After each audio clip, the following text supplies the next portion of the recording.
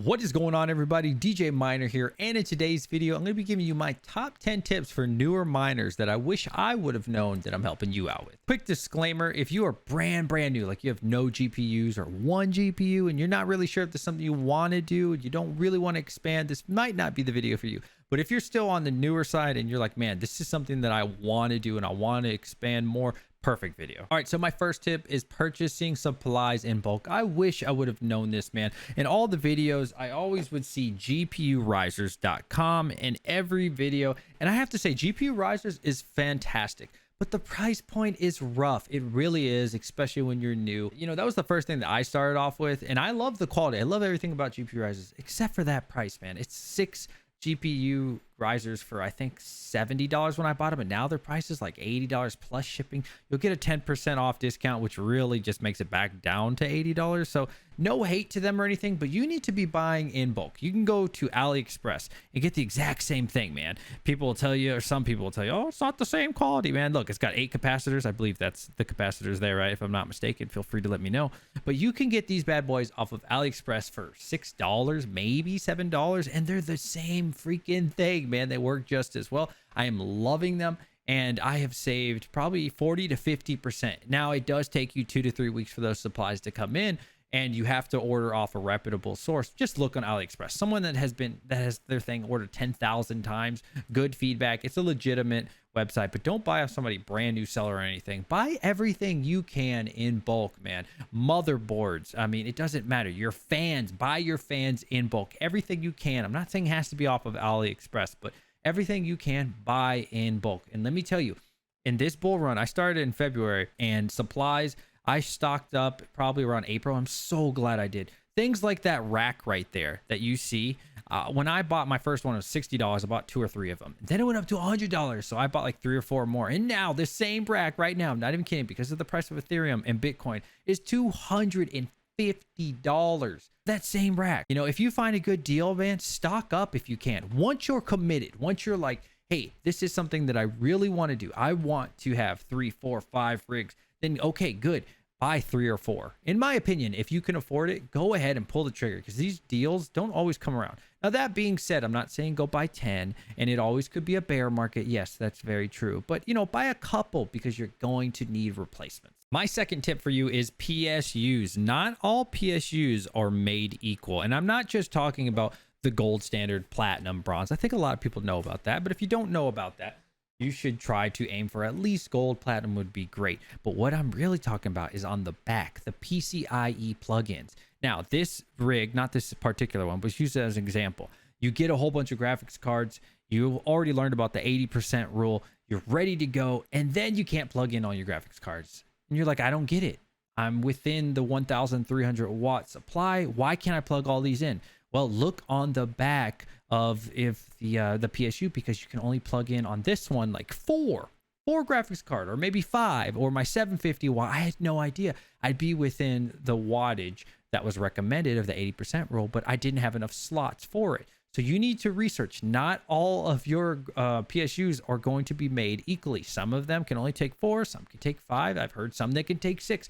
Do the research beforehand. I wish I would have known that. I am struggling with that, and I messed up. Now I've pretty much fixed it, but I was struggling with that so much, and no one really talked about that. Everybody just talked about the 80% rule, but they never told you the limitations on the back of these PSU, because you have to think. For example, that one right there, right? That's a 3080. That takes 3 slots, right? So if I use a splitter, I can split on the top once, and then I could split one more time for the top and the bottom. That's 2. So if I use 4 GPUs, that's 8 slots that I'm using on a PSU. Think about that. That's only 4 graphics cards if you're using 3080s. A lot of my 3070, actually all my 3070 Ti's, I had to use 2 splitters, so 4 total of the PCIe slots, right? You need to think about that beforehand, or else you're gonna have the little boo-boo face with like, how come my 1,000 watt that I bought, I thought it would fit everything and it didn't. My third tip for you: consider heat. Consider where you're placing everything, man. You would be so surprised. I had no idea that this carpet would be such a big deal. Also, I live on the 2nd floor, or this current room is in the 2nd floor. It is unbearable. But I have 2 rigs downstairs, and it's fine because it's marble flooring, right? And so I have good ventilation. I have fans and everything running. Not right now because I'm making a video. But this room where I put it with the carpet and all the stuff around it, oh God, it's 10, 15 degrees warmer. Think about that beforehand, because I sleep in this room. I actually have a Korean mattress that folds out, and I had no idea that it would get that hot because the rooms downstairs with the rig are just fine. Let me tell you, you need to consider the carpet and things around you and what floor you're on. If you have a basement, go with the basement, man. Go with the lower floors if possible. Tip number 4 is not getting obsessed with MSRP. You'll hear this a lot, especially if you're new. If you watch any of the gamers, right, quote unquote gamers, the guys who hate the miners, they're always talking about MSRP. Oh my God, it's so much higher than MSRP. Well, you need to learn the difference between true MSRP, is what I like to call it, like the official Best Buy Founder Edition MSRP. And those sound great, $330 or $400 for a 3060. That sounds fantastic. But realistically, with the tariffs from China, with the taxes, everything that's going on with the, the sickness that's going around, there's no such thing as 300, 330 anymore, unless you get those Founder Editions. You need to look up Zotac. How much does Zotac charge? They charge about $600 after fees for a 3060 Ti. You need to know how much an MSI cost, right? And don't get so obsessed with $300, $400, because again, I call that true MSRP, which is just the Founders Editions, right? And really learn each brand of what it is and then calculate. Because I did it when I was new. I was like, oh my God, MSRP is only supposed to be $400 for this card, when realistically, well, that's not actually the MSRP for that company. So look into that and don't be scared of MSRP. If you never pull the trigger, I see this all the time. People that don't pull the trigger, waiting 6, 7, 8 months, right, for a graphics card, and they never get it because they were looking for just MSRP. Don't be so scared of MSRP. Now, am I telling you should go spend triple what MSRP is? Of course not, but don't be so obsessed and so scared. My first ever graphics card, which is in that corner that I purchased, was a 3060 Ti off of a scalper. It was $925, and the other one right behind me was $900. And at the time, this was in February, I was like, oh my God, I had such a terrible feeling about doing it because I paid triple MSRP, true MSRP. And guess what?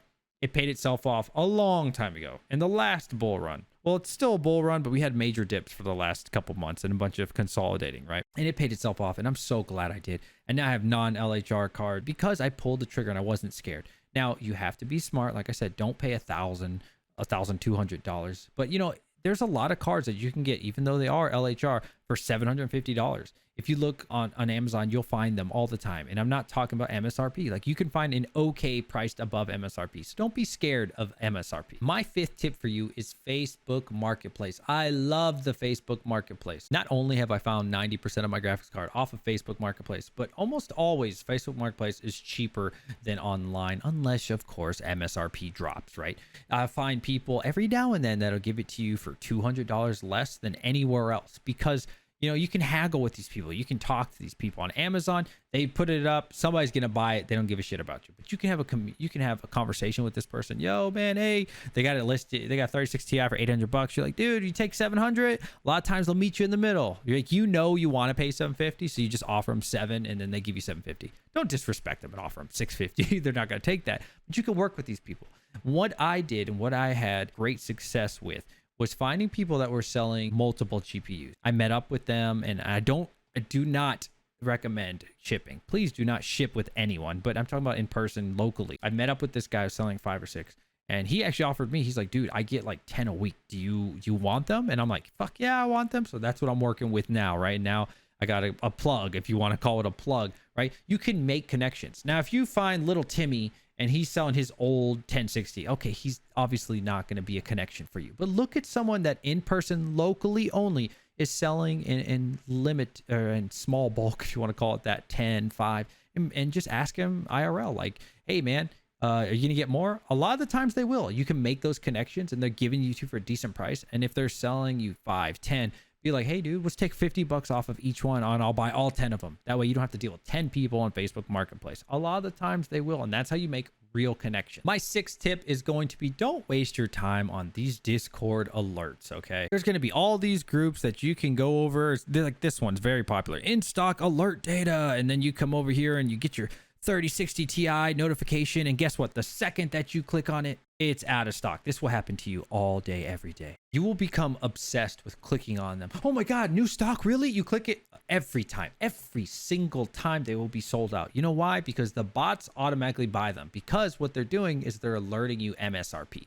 You're not going to get MSRP off of Amazon or something like that. Trust me, the chances are so slim, because these bots, you got to think there's thousands, tens of thousands, I don't know, 100,000 people with bots that instantly are buying them before sitting on your phone, just playing a game and you get an alert and you click it. It's already sold, right? So don't waste your time with these Discord or YouTube alerts and crap. Now, when they are, or how these things are actually useful is for drops. I do recommend them for drops. So they tell you, hey, a Best Buy just had a drop. EVGA had a drop. Zotac had a drop. That's when these bots are actually good, and I do recommend it for that. But just the 3060 Ti drop all day, every day, your phone's just going to be going. You're going to be wasting time that you could have got a GPU, Facebook Marketplace, or found a better deal somewhere else, right? Trust me, it will become an obsession, and you will waste so much time trying to get a GPU off these stupid alerts that never work. My 7th tip for you is going to be money isn't always everything. When I say that, I mean, I started with a lot of money. I still have a lot of more money to invest, and I still can't find GPUs for a decent price. I mean, I can find them sometimes, don't get me wrong, but not the quantity that I want. I figured that the hardest part was getting the money. I thought everybody in the crypto space was just a broke boy. I thought nobody would be able to do it. And let me tell you, I have found so many people that can afford to buy 10, 20, 50, 100 at a time. The problem is we all want to do it. We just all can't find them. So don't think that just because you got a bunch of money, you're going to come in here, big dick it. Now, obviously, if you have millions of dollars, that's a different situation, right? But I have even gone on to MA Labs. I've tried to buy a pallet. They just don't want to do business with you right now. You have to pay well above what MSRP is to deal with MA Labs or all these other big companies, and trust me, money isn't everything. My number 8 tip for you is going to be power consumption, especially if you live in America. Learn your power consumption. And what I'm talking about is the limitations of your home, your ampage. Now, I did a crap load of research before I started. That's just kind of how I do everything in life. You need to be the same way. You need to go down to your breaker and learn how many amps that your room can handle. And don't mess it up, man. If you ever trip something, that means like the electricity goes out or you lose power or something. That's a sign. That's like, whoa, dude, you're doing something wrong. Plan that. Don't cause a fire. Be careful, man, and understand your house and its limitations. Almost every room that I have is 20 amps. So I have a little bit more room than a 15 amp, but we are all on 120 volt here in America, at least to my knowledge, unless you add it in commercially with a 240 volt, 220 volt. So please understand electricity. My 9th tip for you is researching your pools or programs that you're going to put on your computer. I am still trying to fix this problem. I had no idea what I was doing. I started off with NiceHash, which is fine. I don't think it's a terrible place to start off with. But when you're getting ready, you need to pick a pool and try to stick with it. I recommend HiveOS. I wish I would have started with HiveOS. And right now, my downstairs computer is still using Awesome Miner, which is then using Mining Pool Hub. This one behind me is using HiveOS. My newest one's using HiveOS. My laptop's using Awesome Miner. This one's on this computer. I forgot. I have so many different programs, and I have to go to all these websites, and then it's kind of annoying because when people are like, what's your hash rate? I have to be like, well, it's 900, but I think because I have to search this website, add it on the calculator, plus this one, plus this one. Try to figure out what you want to do before you get serious. That's what I would recommend, because it is such a pain in the ass trying to figure out what I'm doing. And then I'm like, oh, I can't switch right now to HiveOS on this computer because the payout, I haven't got paid yet. And it just becomes annoying. They all start getting mismatched. And I'm on 3 different programs, 3 different websites. It's such a pain in the ass. Please do yourself a favor. Use HiveOS or whatever you're going to use. Commit to it, in my opinion, and do your research and just figure it out before you start. My 10th tip is something I wish more people would talk about and share their experience on, which is getting permission or a permit to build. And when purchasing land, you need a permit. I've never heard anybody talk about this. Let me tell you, my whole house is full now. I am ready to expand. I'm working with lawyers right now to get some land, and no one told me about getting a permit. And when I say getting a permit, you can't just go into a residential area and build a shed, a big shed, and then just, crypto mine. I mean, I guess you could, but legally you can't, right? So let me use this water bottle as a random example. This is Town of Water. Well, Town of Water has a different has different rules and regulations than the City of Water. Nobody explained that to me. I had no idea. So there was a few properties that I was about to purchase in residential areas, and of course the realtor is going to sell it to you, but my realtor was good. She was like, I don't think you should be doing that there. And so I was like, huh. She's like, ask the city. I asked the city. They're like, hell no, you cannot do crypto. So glad I didn't buy it, because I could have purchased that land for $25,000 and then start building, and then it's like, whoa, shut this down, the city will take it. It's your land, sure, but it's not really your land. So please get a permit, find out before purchasing and expanding if you can even do what you want to do, and be upfront about what you want to do, because if they find out, you're going to be in a lot of trouble. And if it's your own house and you're building a small little thing in a garage, that's cool and all, but I'm saying if you really want to take it serious, like how I'm about to be taking it serious in the next couple of months, you need to get permission and get that permit. Whew, that was a fun video to make, guys. I'm not gonna lie. This is the longest video I've made on this channel, actually. And so if you made it to the end of this video, please put in hashtag I made it. I will then take your comment 10 times more serious, and it helps me. Please, if you like this video, if you learned something, or if you just entertained, hit a thumbs up, consider subscribing. This is a new YouTube channel. Motivate me to make more videos. I want to make more videos, and I need that extra motivation, guys. So I love every single one of you. I'll see you on the next one. Peace.